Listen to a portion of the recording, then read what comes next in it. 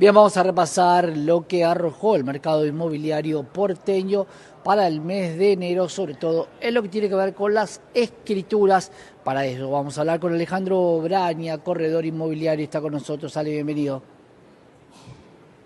Hola Santiago, gracias como siempre por el espacio, muchas gracias. Un placer, contanos un poco qué pasó con las escrituras en el mes de enero, qué pasa con la estacionalidad del mes de enero normalmente en el sector inmobiliario de escrituras y qué está pasando con esta corrección en el dólar, si puede llegar a afectar estos números.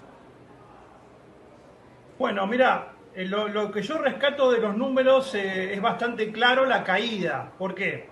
Porque hasta octubre del año pasado tuvimos 43 meses consecutivos de mejora interanual. O sea, eso es un poco más de 3 años y medio, un montón, hablando en criollo, en cuanto a cantidad de tiempo que venía creciendo la comparación interanual en cantidad de operaciones.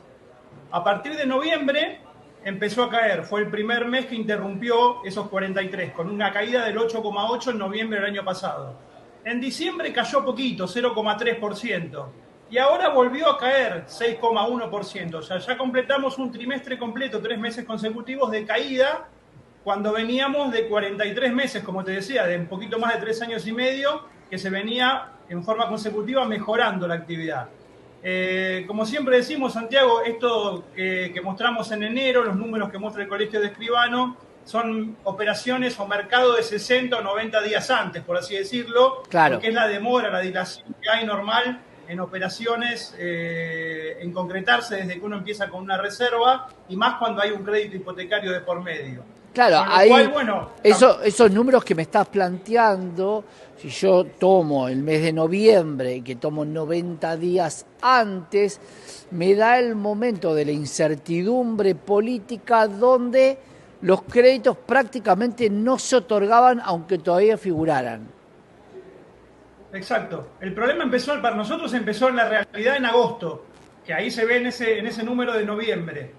El problema en la calle empezó en agosto, por así decirlo, el freno. Cuando los créditos, a pesar de que después en octubre en la ciudad de Buenos Aires tuvimos el pico máximo de cantidad de operaciones con crédito de 1.500. Pero ahora estamos hablando, por ejemplo, de créditos 765. También una caída interanual del 23,5 con respecto al año pasado. O sea, todos los números vienen en caída. Claramente, lo que vos decías al principio de la nota, con total acierto, la caída mensual con respecto a diciembre es del 55%. Pero ojo, no nos engañemos, ahí hay un tema de estival, un tema de Claro. la estacionalidad del mercado. Diciembre es el mejor mes y enero y febrero son los más flojos. Así que eso pasa habitualmente. Pero ahí se ve claramente también la caída.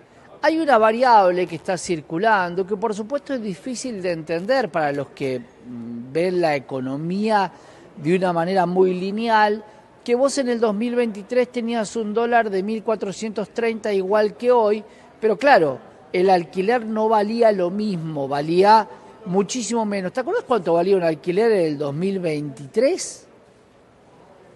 ¿Y cuánto vale Sí, hoy? por darte un ejemplo referencial de un dos ambientes en Caballito, en el 2000. Lo que pasa que, a ver, Santiago, lo que dijimos muchas veces, la ley de alquileres infló los valores en aquel momento con el tema de las actualizaciones que se podían hacer únicamente en forma anual, con una inflación del 200 y pico por ciento. O sea, hubo una burbuja de valores que, por decirte algo, vos un departamento dos ambientes en Caballito en octubre o noviembre del 2023 valía 500.000 pesos o 450.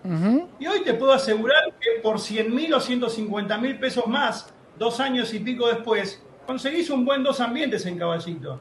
O sea, mucho menos que la inflación que se acumuló en estos 2 años. Claro. Pero porque en aquel momento había, ¿cómo decirte? El propietario, la mayoría de los propietarios directamente no ponían propiedades en alquiler. Por eso teníamos 500 inmuebles en la ciudad de Buenos Aires en alquiler cuando hoy tenemos 15.000. Ahora, entonces, lo que salía de oferta, salía con valores inflados. En un momento, un contrato que vencía. Otras variables como las expensas, los gastos, las tarifas, que comen parte de ese poder adquisitivo que ya nos había sacado quien tenía en un alquiler y podía poner lo que quería porque no había regulación. Claro. Ahí automáticamente el que aceptaba ya tenía un escalón muy alto que era difícil de bajar. No, y además el tema de la oferta, que sin dudas yo competía con 400 departamentos como máximo que había en toda la ciudad de Buenos Aires y ahora compito con 15.000.